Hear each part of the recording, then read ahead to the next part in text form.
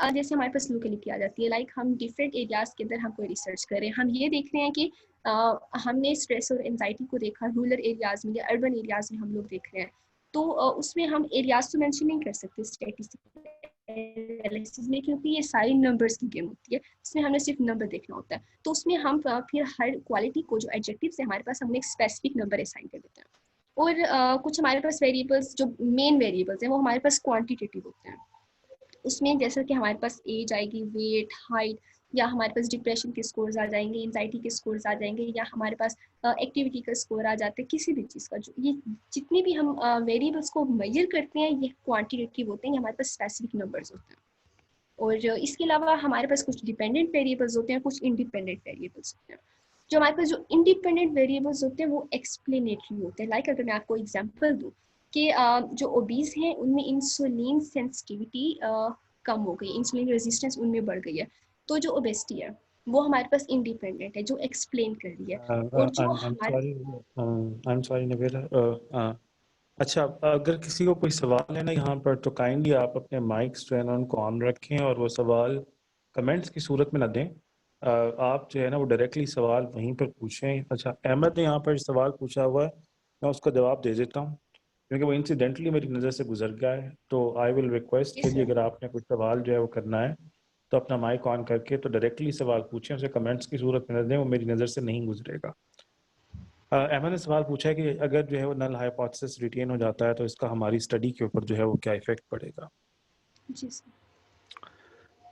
सवाल बहुत इंपॉर्टेंट है और इसके जवाब जो है अब दो तरह से हो सकते हैं। आपने कोई ऑब्जर्वेशन की, आपने चलाया है और उस स्टडी डिज़ाइन को जो है वो आपने उसके मुताबिक डाटा कलेक्ट किया, आपने उसको एनालाइज किया और एनालाइज करने के बाद जो है वो आपने जब उसको कोई टेस्ट के ज़रिए गुजारा तो आपको प्रोबेबिलिटी जो है ना वो 5%, 95% जो है वो नहीं मिल सकी और वो 95% से कम रही। इसका मतलब ये है कि नल हाइपोथेसिस बड़ा हो गया, 5% से उसकी प्रोबेबिलिटी बढ़ गई है। और जैसे ही वो 5% से प्रोबेबिलिटी बढ़ी है तो आपके जो रिजल्ट्स हैं वो अब स्टैटिस्टिकली सिग्निफिकेंट नहीं रहे। आप ये बहुत स्ट्रांगली प्रोजेक्ट नहीं कर सकते कि जी मेरी बात जो है वो ठीक थी, उसमें यकीनन कहीं एरर था। अब दो इसकी जो है वो वजूहत हो सकती हैं। पहली वजह तो यह है कि जी जो आपने ऑब्जर्वेशन की हो वो ऑब्जर्वेशन ही गलत हो, ऐसे चांसेस होते हैं। फॉर एग्ज़ाम्पल मैं रीनल फेल्योर के केसेस ले लेता हूँ। हम रीनल फेल्योर वालों को जो है वो प्रोटीन रिस्ट्रिक्टेड डाइट के ऊपर रखते हैं। ये मैं इसलिए एग्जांपल दे रहा हूँ बिकॉज कि ये स्टडी पाकिस्तान के अंदर जो है वो बहुत अरसे तक चली थी, तकरीबन 10 साल वो स्टडी चलाई गई और 10 साल के बाद जो रिजल्ट्स उन्होंने निकाले और उसको जो पब्लिश किया तो वो रिजल्ट्स कुछ ऐसे थे कि ऑल अक्रॉस द वर्ल्ड जो है वो लोग जो है वो शॉक्ड हो गए कि ये रिजल्ट जो है वो कैसे आ गया। हम लोग प्रोटीन रिस्ट्रिक्टेड डाइट उन्हें इसलिए चलाते हैं बिकॉज के रीनल फेल्योर के अंदर जो प्रोटीन होता है अगर वो फिल्टर आउट हो रहा हो तो जो थोड़ी बहुत आपका जो किडनी है वो काम कर रहा होता है उसका भी जो है वो शट डाउन होने का खतरा होता है। बिकॉज के छलनी अगर काम सही तरीके से नहीं कर रही तो ज़ाहिर है प्रोटीन उसमें से निकल रहा है और निकल रहा है तो बिकॉज के वो बड़ा मॉलिक्यूल है उसने आगे जाकर कहीं ना किसी चीज़ को जो है ब्लॉक कर देना है। फिल्ट्रेशन प्रोसेस की जो नालियाँ हैं उसके अंदर कहीं फंस जाएगा वो, और जितना ज़्यादा जो है वो क्लॉग आउट होगा उतना ही ज़्यादा जो है वो आपका जो रीनल फेल्योर है वो सवियर होता चला जाएगा।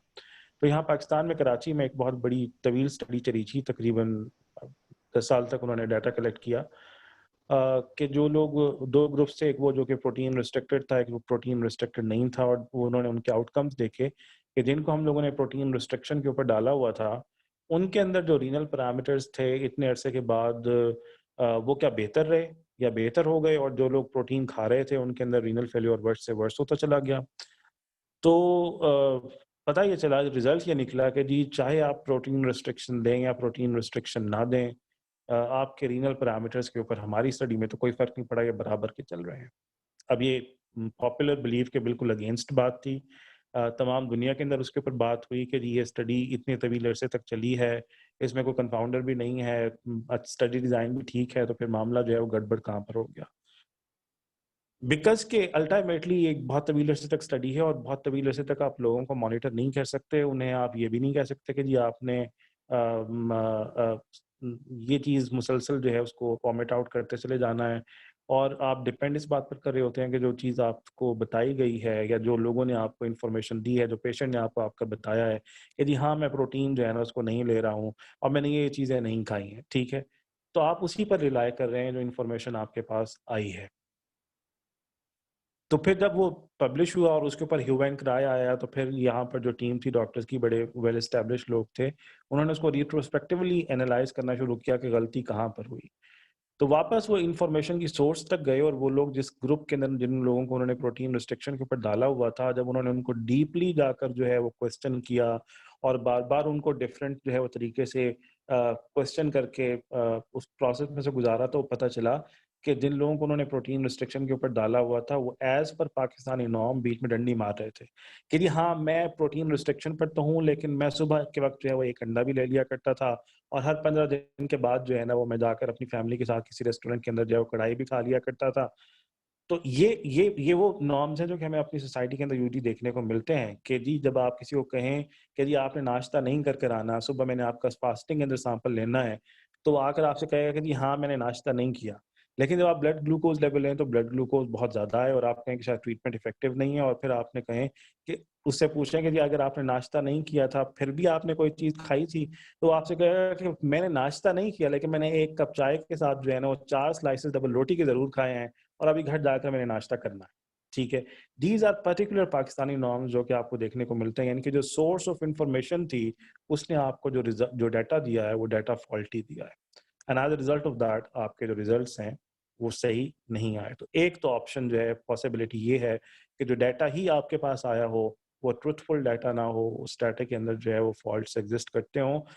तो फिर जब कोई ऐसा रिज़ल्ट आ जाए, जिसको आप साइंटिफिक ग्राउंड के ऊपर डिफेंड ना कर सकते हों, यानी कि मैं इसकी कोई लॉजिक तलाश नहीं कर सकता कि जिनको मैंने प्रोटीन रिस्ट्रिक्शन पर डाला था उनके रीनल पैरामीटर्स बेहतर क्यों नहीं हुए, बिकॉज़ कि तमाम दुनिया में हो रहे हैं तो मेरे पास क्यों नहीं हुए, ऐसा कौन सा फैक्टर एग्जिस्ट करता था साउथ एशियन पॉपुलेशन में या पाकिस्तानी पॉपुलेशन में जिसने उस रिजल्ट को डिपिक्ट होने के लिए जो है ना वो हर्डल प्रोवाइड किया।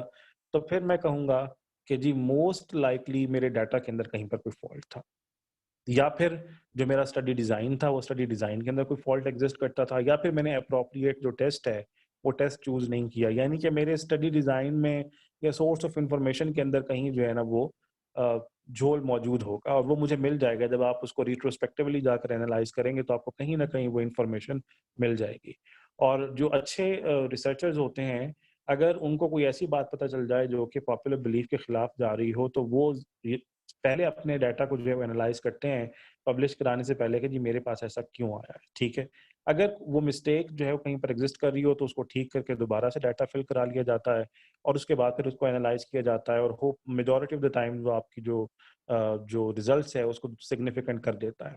एक तो पॉसिबिलिटी ये हो गई कि जी डाटा में फ़ॉल्ट था। दूसरी ये कि अगेंस्ट पॉपुलर बिलीफ अगर आपका कोई रिज़ल्ट आ गया है, यानी कि लोग समझते हैं कि जो ओबीज़ लोग हैं, उनके अंदर डिप्रेशन, एंग्जायटी ज़्यादा है और ये रिपोर्ट हो रहा है ऑल अक्रॉस द वर्ल्ड, लेकिन आपके पास ऐसा रिज़ल्ट नहीं आया, तो फिर आपको कहीं न कहीं से फिज़ियोलॉजिकल ग्राउंड से अगर आपको मालूम हो, तो मेडिसिन के अंदर जो आपको सिंगल नोबेल मिलता है, वो फिज़ियोलॉजी में ही मिलता है। वो इसीलिए मिलता है बिकॉज़ कि जब भी आप रिसर्च की जो है, चाहे वो आपकी मेडिसिन की किसी भी फ़ील्ड से जो है वो बिलॉन्ग करती हो, उसकी जो लॉजिक आप बयान करेंगे, जो उसकी एक्सप्लेनेशन निकालेंगे, वो फिज़ियोलॉजी से ही निकलेगी। तो अगर आप कोई फिज़ियोलॉजिकल ग्राउंड के ऊपर उसकी लॉजिक बयान कर सकते हों, कि जो लोग हमारे पास, लेट्स सपोज़ कि हम कहें कि जी हमारे पास जो है वो जेनेटिक ओबीज़ जो है ना वो लोग थे, या जो साउथ एशियंस हैं, बिकॉज़ कि उनका जेनेटिक मेकअप जो है वो डिफरेंट है as compare to the Americans and as compare to the Europeans and Asia Pacific वालों के मुकाबले में। As a result of that, because कि इनका जो है वो जेनेटिक मेकअप जो है वो डिफरेंट है, इनके अंदर इंसुलिन जो है उसकी रेज़िस्टेंस डिफरेंट लेवल पर डेवलप होती है। इनके अंदर जो आपकी मेटाबॉलिक एब्नॉर्मैलिटीज़ हैं, वो डिफरेंट बीएमआई और डिफरेंट वेस्ट टू रेशियो के ऊपर जो है वो डेवलप होती हैं। As a result of that particular thing, हम समझते हैं कि जी इस फिज़ियोलॉजिकल बेसिस के मुताबिक हम जो है साउथ एशियंस के अंदर या पाकिस्तानी पॉपुलेशन के अंदर ये जो पॉपुलर बिलीफ है वो एप्लीकेबल नहीं है, और जो पॉपुलर बिलीफ यूरोप और अमेरिका के अंदर इस्तेमाल हो रहा है उसको आप साउथ एशियन पॉपुलेशन पर अप्लाई नहीं कर सकते। यानी कि आपको दोनों ही तरीके से उसको डिफेंड करना पड़ेगा। अगर तो पॉपुलर बिलीफ को आप साइंटिफिक ग्राउंड के ऊपर डिफेंड कर सकते हैं, आपको कोई उसकी लॉजिक मिल जाती है, कोई रिसर्च वर्क पब्लिश हुआ हुआ मिल जाता है जो इसको सपोर्ट कर रहा हो, आपकी टेक्स्ट आपको कोई ऐसा लॉजिक प्रोवाइड कर देती है, कोई ऐसा पाथवे मिल जाता है, कोई फीडबैक मिल जाता है जो आपके रिजल्ट को साइंटिफिक ग्राउंड के ऊपर जो है वो जस्टिफाई करता हो, तो उस ग्राउंड को जो है वो होल्ड करते हुए आप प्रोजेक्ट करते हैं कि जी पॉपुलर बिलीफ में गो के ये हो रहा है, लेकिन हमारी पॉपुलेशन के अंदर because of this particular thing हमारा ये वाला जो पॉपुलर बिलीफ है वो एग्जिस्ट नहीं करता, तो मैं अपने रिजल्ट को जो है वो ऑन करता हूँ कि जी ये पॉपुलर बिलीफ के अगेंस्ट जा रहा है, और मेरे ख्याल में उसकी मोस्ट लाइकली पॉसिबल रीजन ये है। अगर आप उसको साइंटिफिक ग्राउंड के ऊपर किसी भी तरीके से जो है वो जस्टिफाई ना कर सकते हो, फॉर एग्जाम्पल मैं अगर ये कहूँ कि जो लोग जो है वो एक्सरसाइज कर रहे थे, उनका जो ब्लड ग्लूकोज लेवल है या उनका जो इंसुलिन लेवल है वो as compare to the non exercising population जो है ना वो वर्स है, तो इस पर्टिकुलर बिलीफ जो जो जो फैक्ट मैंने अपनी रिसर्च से निकाला, इसको मैं किसी भी तरीके से जो है वो साइंटिफिक ग्राउंड के ऊपर जो है वो जस्टिफाई नहीं कर सकता, बिकॉज कि ये ह्यूमन बॉडी के अंदर कतन पॉसिबल है ही नहीं। या दूसरी सूरत के अंदर मैं ये कहूँ कि जो लोग डिप्रेस्ड थे, उनका एकेडमिक स्कोर जो है as compare to the non depressed ज़्यादा था। Once again this is not simply possible, जो डिप्रेशन के अंदर मौजूद है, उसने किस तरीके से पढ़ा होगा और उसकी कंसंट्रेशन कैसे ज़्यादा हुई होगी, और फिर उसने किस तरीके से मार्क्स को ज़्यादा लिया होगा, बिकॉज़ कि इस पर्टिकुलर जो रिज़ल्ट है या जो डाटा है, उसको मैं साइंटिफिकली एक्सप्लेन ही नहीं कर सकता, तो फिर ला महला मेरे जो जो डाटा कलेक्शन है उसके अंदर कोई प्रॉब्लम रह गया है, या मेरा स्टडी डिजाइन ठीक नहीं था, या मैंने जो टेस्ट अप्लाई किया वो टेस्ट स्टडी डिजाइन के मुताबिक नहीं था।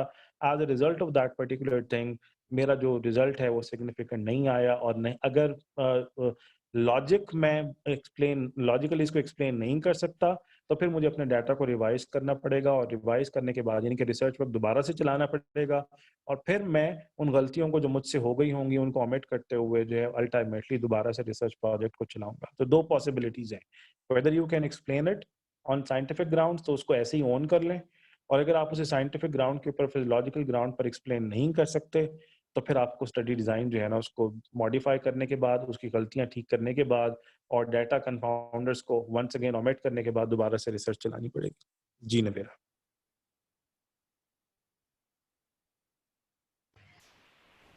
जी सर आगे प्रोसीड करते हैं फिर। जी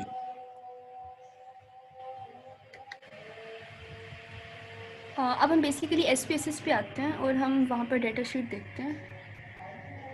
यहाँ पर हमारे पास हमारे पास SPSS होता है, इसमें हमारे पास दो शीट्स होती हैं। एक हमारे पास इसकी डेटा शीट होती है जो डेटा व्यू है, और एक इसका वेरिएबल व्यू होता है। जब भी हम इसमें अपना डेटा पुट करते हैं तो हम उसके वेरिएबल्स हम यहाँ पर पुट करते हैं। लाइक हम जैसे एज पुट करेंगे सब्जेक्ट्स की, तो उसमें हम लेबल करेंगे कि ये जो एज है ये फर्स्ट ग्रुप की है। इसमें ये जो मिसिंग का जो हम कॉलम देख रहे हैं, इसमें इसे हम इसलिए यूज़ करते हैं कि अब जैसा कि हमने 100 सब्जेक्ट्स का डाटा लिया, लेकिन जब हम एट द एंड हम उसे एनालाइज करने के लिए बैठे तो हमें रियलाइज़ हुआ कि कुछ ना कुछ डाटा वहाँ पर मिस हो गया, किसी सब्जेक्ट का डाटा का कुछ पार्ट मिस हो गया, तो हम यहाँ पर मेंशन कर सकते हैं। और यहाँ पर ये जो मेजर है, यहाँ पे हमारे पास स्केल है, ऑर्डिनल आता है और नॉमिनल आता है। एज एज को हम स्पेसिफिक स्केल पर मेजर करते हैं, तो हम यहाँ पे स्केल कर देंगे, और हम यहाँ हमारे जितने पैरामीटर्स होंगे हम सारे के सारे यहाँ पर पुट करेंगे।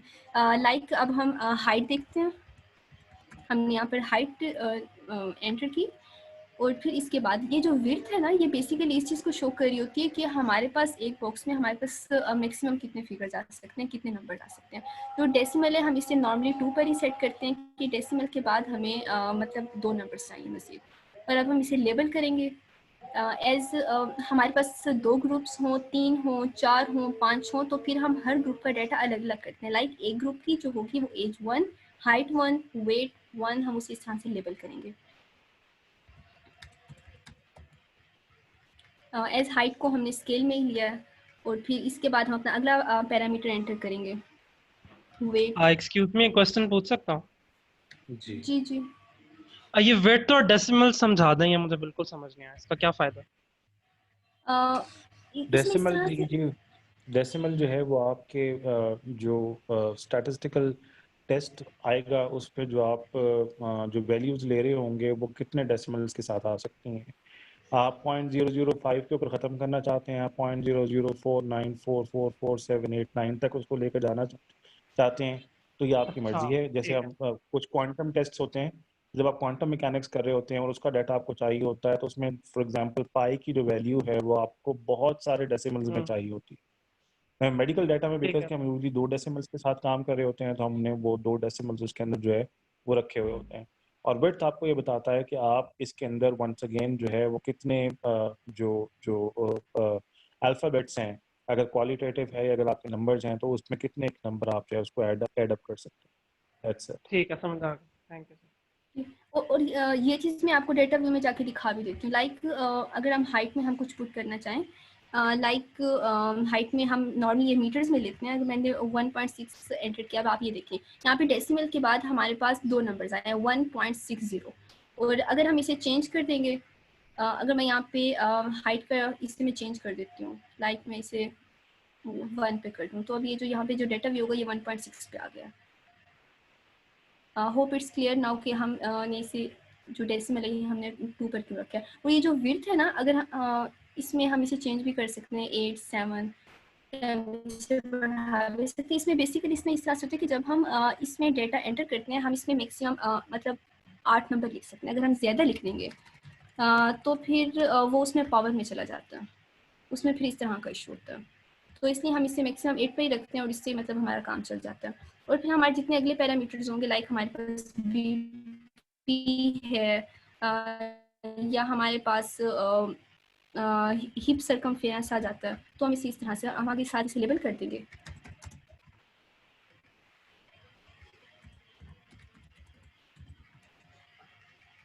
जो बीपी है हम यहाँ पे इससे ब्लड प्रेशर, हमारे पास जितने पैरामीटर्स आएंगे हम उन्हें साथ साथ लेबल करते जाएंगे। और फिर हम अपने डाटा व्यू में जाके, अब ऊपर हमारे पास वेरिएबल्स आ गए हैं, अब हमारे पास जितना डाटा होगा ना हम इस सबको यहाँ पर लिख लेंगे। और फिर एट द एंड हमारे पास एक प्रिपेयर्ड शीट इस तरह से बनेगी, जो मैं आपको दिखाती हूँ इस तरह से। ये वाली हमारी डाटा शीट है। और अब आप यहाँ पे देख सकते हैं कि इसमें ये जो आईडी है, हम जब हम डाटा लेते हैं, लाइक हमने 100 सब्जेक्ट्स का डाटा लिया, तो हम उसमें हर सब्जेक्ट को एक स्पेसिफिक आईडी देते हैं। तो हम यहाँ पे आईडी एंटर करेंगे और फिर हम उसकी एज एंटर करेंगे, जिस तरह के आपके पैरामीटर्स होंगे कि एज 1 हाइट 1। इसमें इस तरह से कि जो हमारे पास जो ग्रुप 1 है ये उसका डाटा है, और फिर उसका सारा ग्रुप 1 का डाटा एंटर करने के बाद अभी आप आगे देखें, यहाँ पे अब ID 2 आ गई है, एज 2 आ गई है, हाइट 2, हमने इसे स्पेसिफिक लेबल कर दिया। इससे ये है कि अब हम यहाँ पे सारा ग्रुप 2 का डाटा एंटर करेंगे। अगर आपके पास ग्रुप 3 है तो आप इस तरह से पहले ग्रुप 1 के पैरामीटर्स एंटर करेंगे, फिर आप उनका डाटा डालेंगे, फिर आप ग्रुप 2 के वेरिएबल्स के नीचे उसका डाटा डालेंगे, फिर ग्रुप 3 का डालेंगे। इस तरह से अपना सारा डाटा एंटर करेंगे और आप अपनी शीट प्रिपेयर करेंगे। और फिर इसके बाद इस पर टेस्ट लगेंगे और फिर हम आगे इसको मज़ीद एनालाइज करेंगे। और अब आगे जो इसके जो टेस्ट बताने हैं और जो मीन और मीडियन है, ये अब Abdullah, it's over to you now. Thank you very much Navera. अच्छा, यहाँ तक अगर किसी का क्वेश्चन है तो वो पूछ सकता है।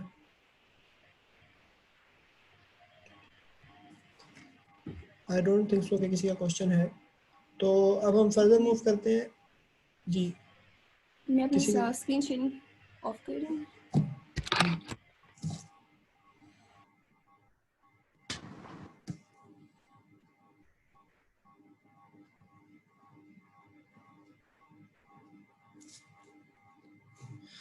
अब हम फर्दर मूव करेंगे।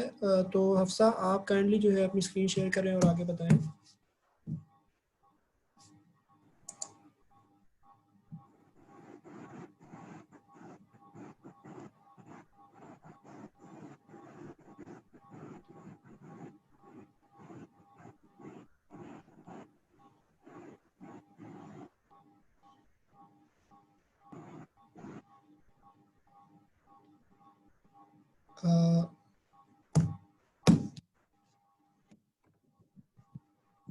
अस्सलाम वालेकुम। वालेकुम सलाम। आई एम हुसैन नसीर और ये कुछ टर्म्स हैं जो इम्पोर्टेंट होती हैं जब भी हम डाटा कलेक्ट कर रहे हैं और उसके बाद उसका एनालिसिस कर रहे हैं। उसमें mean, median, IQR, standard deviation, P values, ये सारी जो है वो स्टैटिस्टिक्स से रिलेटेड हैं, क्योंकि हम उस डाटा का एनालिसिस करने लगे हैं स्टैटिस्टिक्स को यूज़ करते हुए, तो इसीलिए इन टर्म से फेमिलियर होना भी ज़रूरी है। तो उनमें से जो इम्पोर्टेंट है वो हम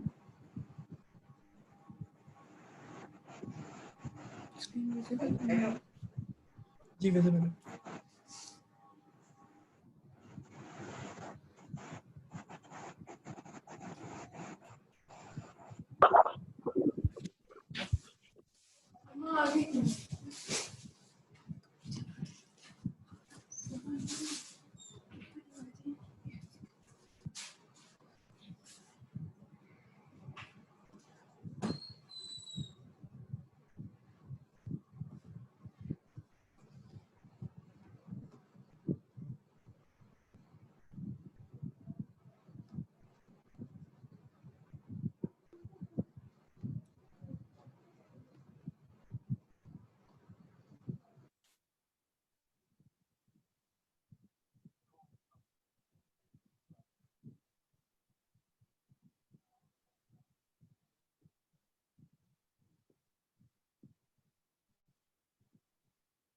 न्यू रूम बना के उसमें ना किया जाता है। familiar with few terms. Data distribution क्या है, मीन क्या है, मीडियन क्या है, स्टैंडर्ड डेविएशन क्या है, IQR या इंटर क्वार्टाइल रेंज क्या है, और पी वैल्यू क्या है।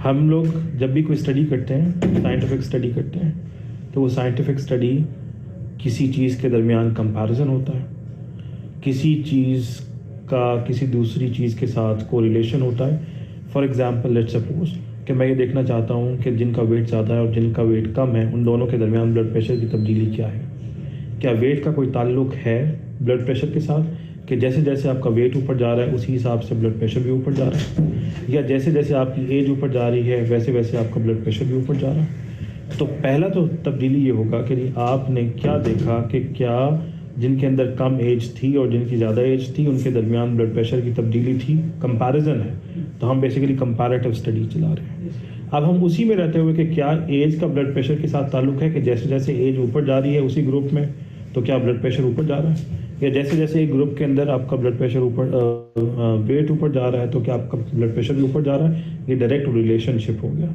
या फिर ये कि जैसे जैसे आपका वेट जो है ना वो ऊपर जा रहा है, क्या आपका इंसुलिन का लेवल जो है वो फॉल कर रहा है, कि हम प्रिज्यूम करते हैं कि जैसे जैसे आपका वेट बढ़ता चला जाएगा तो अल्टीमेटली जो इंसुलिन की सिक्रीशन है वो अफेक्ट होगी और इंसुलिन कम होती चली जाएगी। ये एक ही ग्रुप के अंदर हम देख रहे हैं। तो यहाँ हमारी स्टडीज़ कंपैरेटिव होंगी कि हमने दो ग्रुप्स में एक ही चीज़ को कंपेयर किया कि एक हमारे पास कंट्रोल है और एक स्टडी कंट्रोल वो कि जो कि नॉर्मल होता है, और स्टडी पॉपुलेशन वो कि जिसमें कोई एबनॉर्मेलिटी ऑलरेडी एग्जिस्ट करती होती है, और आप वही पैरामीटर नॉर्मल से कंपेयर करके देखते हैं कितनी खराबी आपकी जो है ना वो स्टडी पॉपुलेशन में या जो एक्सपेरिमेंटल पॉपुलेशन है उसके अंदर आई है। फॉर एग्जांपल कि जो ब्लड प्रेशर नॉर्मल लोगों में था वो कितना था और जो ओबीज हैं उसके अंदर कितना था, और इन दोनों के दरमियान फ़र्क कितना है, कितना फ़र्क एग्जिस्ट करता है।